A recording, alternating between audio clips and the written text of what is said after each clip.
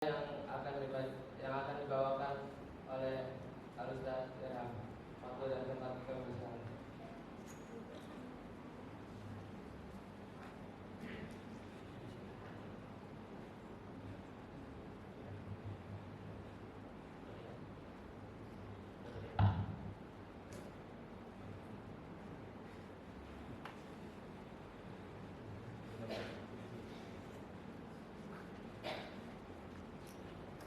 Assalamualaikum warahmatullahi wabarakatuh.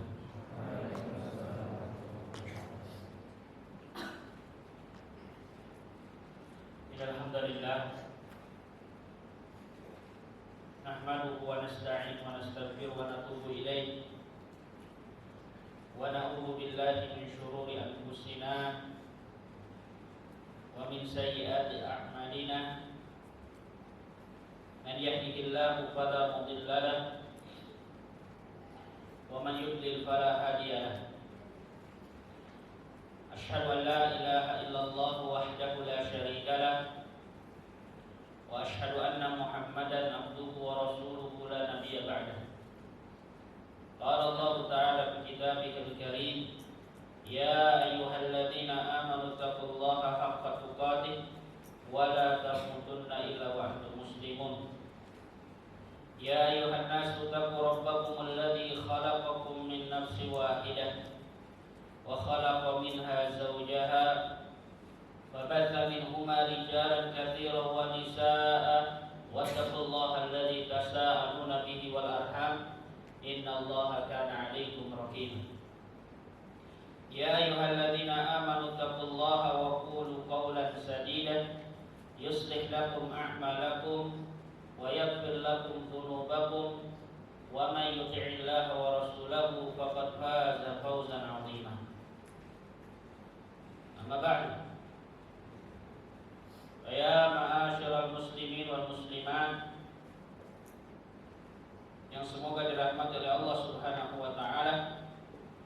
Alhamdulillah pada kesempatan pagi hari yang berbahagia ini Allah berikan kemudahan kepada kita semua untuk bisa berkumpul tidak lain dalam rangka untuk beribadah kepadanya dengan jalan menuntut ilmu dan duduk di majlis ta'lim selain tentunya menjadi ukhuwah Islamiyah, saudaraan, maka niat utama kita adalah beribadah pada Allah Subhanahu wa taala untuk meningkatkan keimanan dan ketakwaan kita. Puji syukur kita panjatkan pada pagi hari ini diiringi dengan salawat dan salam kepada Nabi kita Muhammad sallallahu alaihi wasallam. Semoga Allah kumpulkan kita semua bersamanya kelak di surganya, surga Allah Subhanahu wa taala. Jemaah, para santri, para bapak, para ibu, orang tua, wali santri, pesantren Ma'had Tahfidz Al-Kunabah,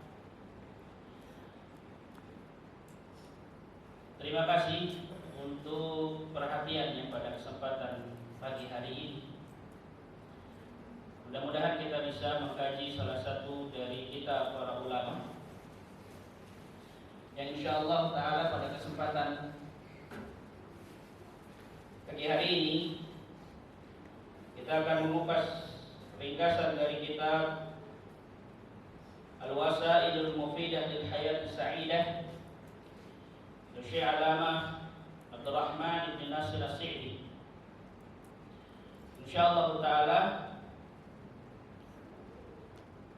dengan taufik dari Allah Subhanahu wa taala kita akan memulai kajian ini. Namun sebelumnya kita mengenal dulu kitab Al-Wasailul Mufidah lil Hayat Sa'idah ini dan juga penulisnya. Al-Wasailul Mufidah lil Hayat Sa'idah itu bermakna sarana-sarana yang mengantarkan kepada kehidupan yang bahagia. Karya ulama besar, guru dari Al-Faqihul Allamah Syekh Muhammad bin Shalih Al-Utsaimin, ya, memiliki beberapa karangan kitab, susunan kitab. Yang paling terkenal adalah Taisir Karimur Rahman dalam bidang tafsir, ya. Dan buku tipis yang akan kita kaji adalah salah satu dari tulisan beliau. Ya. Jamaah dirahmati Allah Subhanahu wa taala. Semua kita, siapapun di dunia ini, sadar atau tidak sadar, memiliki tujuan yang sama. Siapapun orangnya, sebenarnya yang dicari adalah kebahagiaan. Siapapun orangnya, yang sedang dia usahakan adalah kebahagiaan. Kita ada di sini sebenarnya tujuannya adalah mengharap kebahagiaan. Orang-orang di sekitar sana, ada yang bekerja, ada yang cari harta, ada yang berupaya untuk mendapatkan jabatan. Berbagai macam yang mereka lakukan, sejatinya yang mereka cari adalah kebahagiaan. Namun caranya beda-beda. Ya. Sebagian orang mencari kebahagiaan itu dengan cara mengumpulkan harta. Ya, memang harta mungkin salah satu cara untuk bisa bahagia. Ya. Namun ternyata bukan itu inti dari kebahagiaan. Buktinya apa? Kalaulah harta itu jaminan kebahagiaan, tentulah Qarun adalah orang paling bahagia di muka bumi ini. Ya, yang bergelimang harta. Namun ternyata tidak demikian. Kekayaan ternyata bukan bentuk asasi dari kebahagiaan. Kalau kita tanya orang-orang yang punya harta, ternyata masih di sana ada orang-orang yang belum merasakan kebahagiaan. Ada orang punya harta, ternyata ia masih sibuk mencari harta. Dan rasa takutnya kehilangan harta itu membuatnya kelelahan. Ternyata ia tidak merasakan kebahagiaan. Sebagian orang ada yang mencari kebahagiaan dengan popularitas. Nah, contohnya sekarang trending bikin konten, gitu kan? Itu ngapain lakukan hal itu? Tujuannya adalah kebahagiaan, ingin terkenal, ingin memiliki ketenaran. Ya. Namun apakah itu bentuk kebahagiaan? Mungkin ya. Sebagian akan merasakan kepuasan, namun ternyata tidak demikian adanya. Buktinya ada sebagian orang di puncak popularitasnya justru bunuh diri. Dia ada artis terkenal internasional, di puncak kepopulerannya ia, ternyata ia bunuh diri. Depresi, stres. Ada orang populer terkenal justru sengsara. Kemana-mana dia harus pakai tutup kepala, pakai masker, pakai kacamata hitam, bahkan pakai rambut palsu agar tidak dikenal. Ya, tidak tenang makan ketika di luar. Privasinya terganggu, tak nyaman. Ternyata populer tidak membuatnya bahagia. Ada di sana orang-orang yang mengartikan kebahagiaan itu dengan memiliki jabatan tinggi. Sebagian kita lihat berlomba-lomba untuk menduduki jabatan, dari jabatan RT sampai jabatan presiden. Ya, mereka berlomba-lomba di perkantoran, berupaya untuk memiliki jabatan-jabatan. Namun ternyata jabatan-jabatan tersebut orang yang memilikinya belum tentu bahagia. Kalaulah jabatan tertinggi itu menjadikan jaminan seseorang bahagia, tentulah Fir'aun orang yang paling bahagia, yang kerajaannya begitu besar. Namun ternyata tidak demikian kondisi. Itulah sebabnya kita belajar kitab ini untuk memahami sebenarnya bahagia itu ada di mana.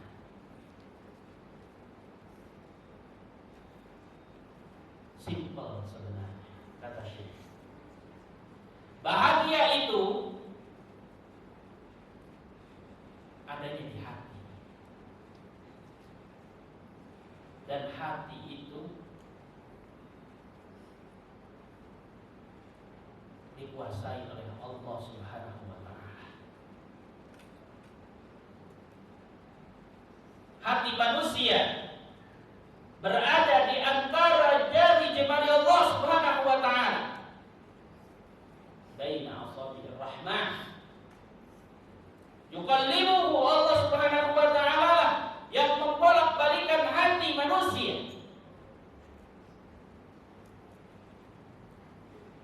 Terkadang senang, terkadang sedih. Maka urusan kebahagiaan itu adanya di hati, bukan di harta, bukan di jabatan, bukan di ketenaran. Kebahagiaan itu di sini.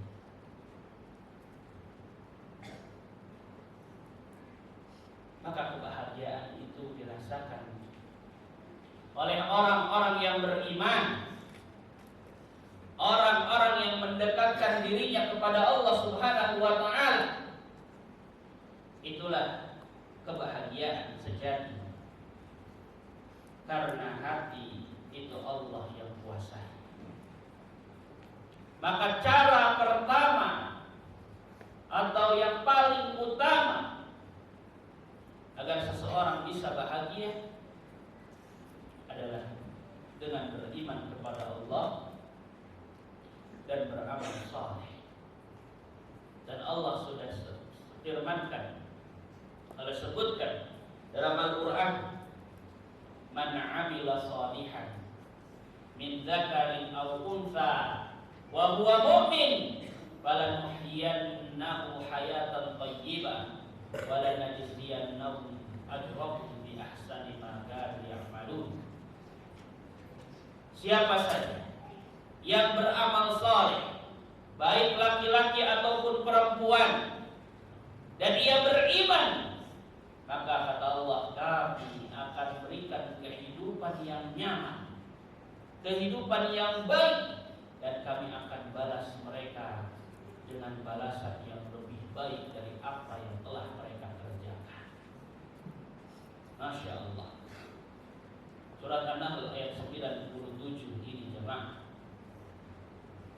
adalah ayat pertama yang disebutkan oleh Syekh dalam kitabnya untuk menjelaskan bahwasannya sarana utama pertama agar seseorang bisa bahagia adalah dengan beriman kepada Allah Subhanahu wa taala dan beramal saleh. Maka berbahagialah antum wahai para santri-santri ketika orang tua kalian mensantrenkan kalian. Tujuannya tidak lain adalah agar kalian bahagia, bukan hanya di dunia tapi di akhirat. Jangan kalian pikir orang miskin itu selalu sengsara. Silahkan survei sana. Ada orang miskin yang ketika ditanya seakan-akan tak ada beban masalah dalam diri. Bagaimana Pak rasanya? Bagaimana kondisinya? Yang ia ucapkan alhamdulillah. Padahal baru kita lihat makannya hanya dengan garam saja. Kebahagiaan itu di sini, bukan di makanan, minuman atau pakaian. Silahkan kalian cari sana orang-orang miskin. Kalau ia punya iman dan amal soleh, yang keluar dari lisannya adalah kebahagiaan. Terlihat kebahagiaan itu muncul dari lisan dan juga zahir dari wajahnya yang berseri.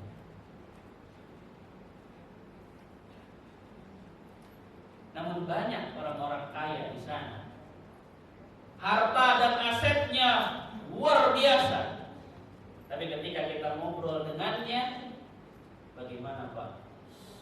Yang keluar adalah, aduh, pusing besar, masalah sana sini, urusan karyawan, bisnis sana, padahal hartanya luar biasa. Maka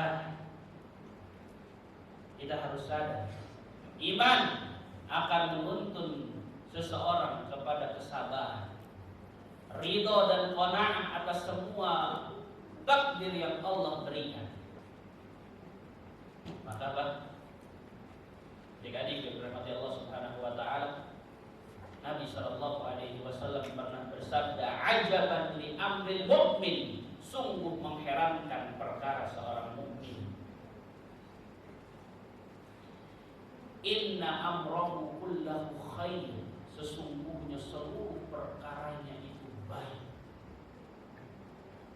In asabathu sarra syakara fakana khairan lahu. Apabila ia mendapatkan kebaikan, kebahagiaan, maka ia bersyukur, maka itu akan jauh lebih baik untuknya. In asabathu dharra, kalau seandainya musibah mengenainya, masalah menghadangnya, sabar, ia bersabar, fakana khairan lahu, maka itu jauh lebih baik untuknya. Walaysa dzalika li ahadin illa lil mu'min, kata Nabi, dan tidak ada seseorang pun yang seperti itu melainkan seorang mukmin. Jadi orang mukmin itu Pak, terkait harta simpel. Ada disyukur, tak ada disabar. Simpel hidupnya. Hidupnya hanya ada dua kemungkinan. Ada bersyukur, tak ada bersabar. Ajaban li amril mu'min, kata Nabi, mengherankan seorang mukmin ini. Ya, masalah menghadapinya dia paham ini dunia, bukan surga. Namun ia memiliki payung kesabaran.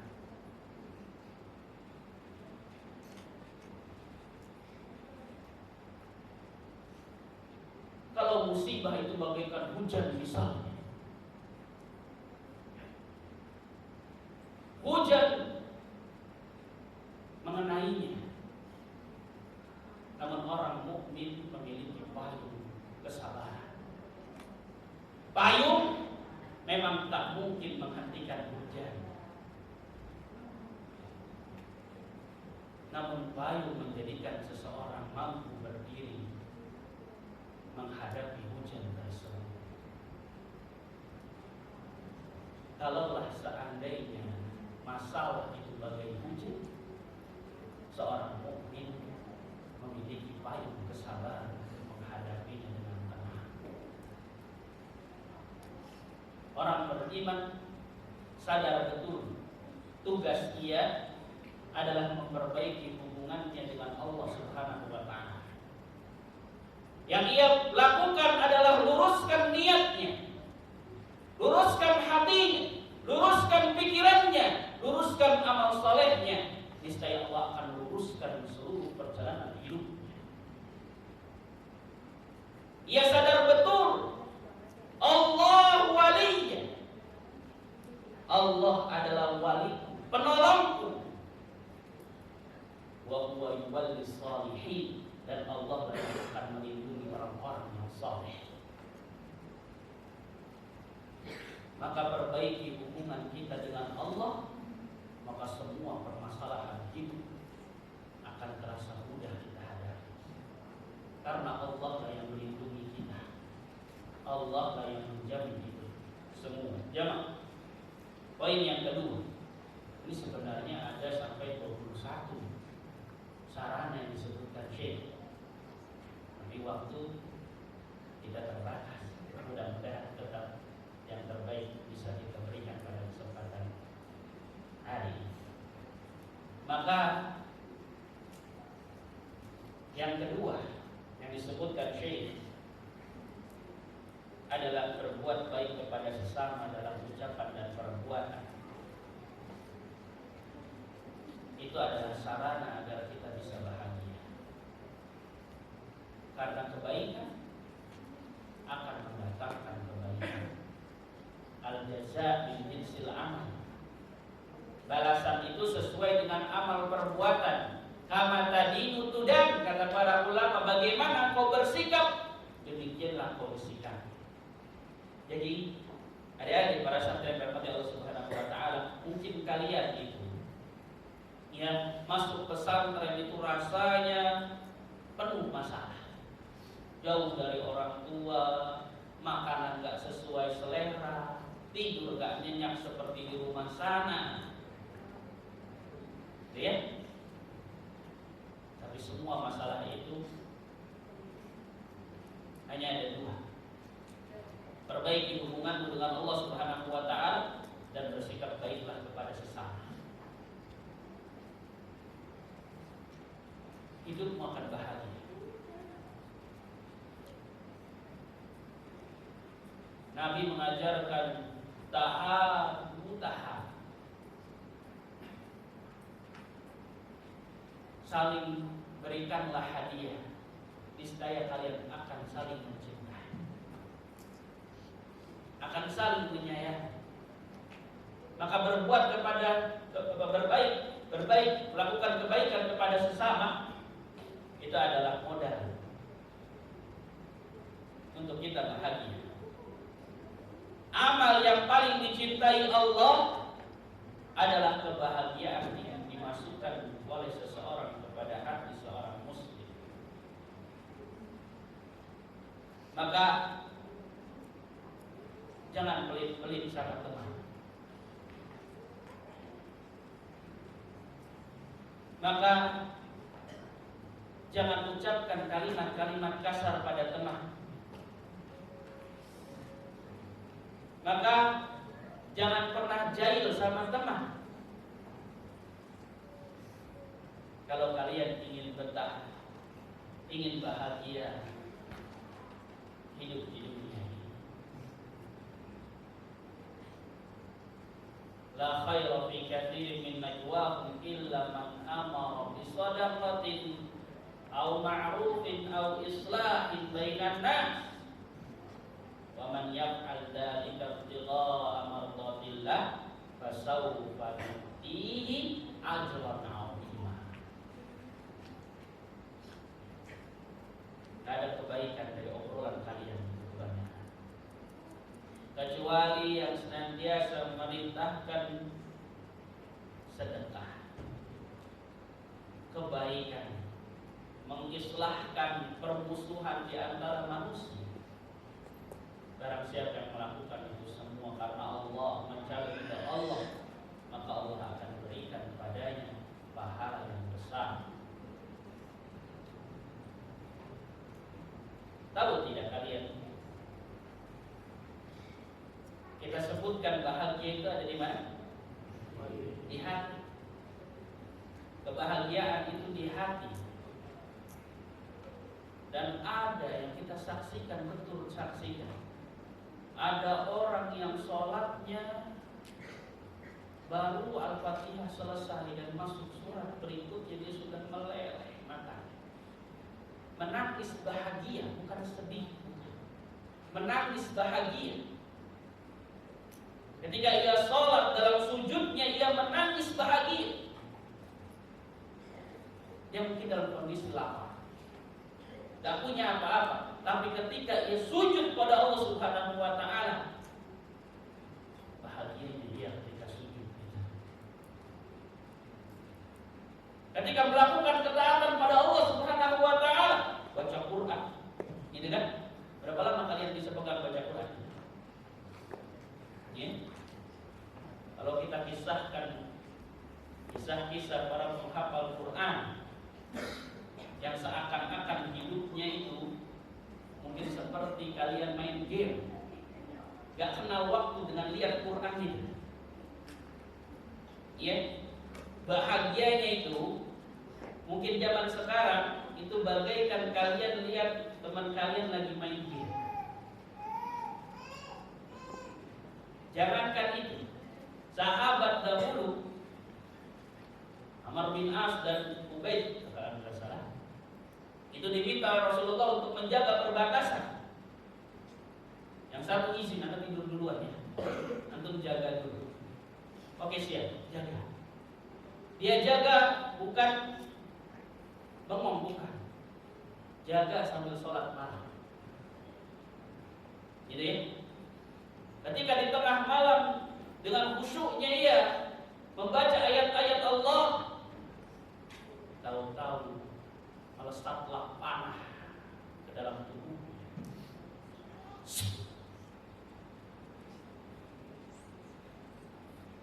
Namun ia tak hentikan bacaan Qurannya. Ia teruskan bacaan Qurannya. Saking nikmatnya baca Quran dan mengajar kepada Allah Subhanahu wa Ta'ala. Panah kedua menancapnya kembali. Namun dia dengan tenang terus beribadah kepada Allah. Rasa sakit musibah yang mengenai dirinya tak terasa lagi. Namun tubuh manusia tak tahan. Ia bertahan karena manusia biasa. Terjatuhlah dia, bersimbah darah. Barulah terbangun sahabatnya nama bin Yasir. Kenapa engkau tak bangunkan aku ketika panah menancap? Aku sedang bermunajat pada Rabb.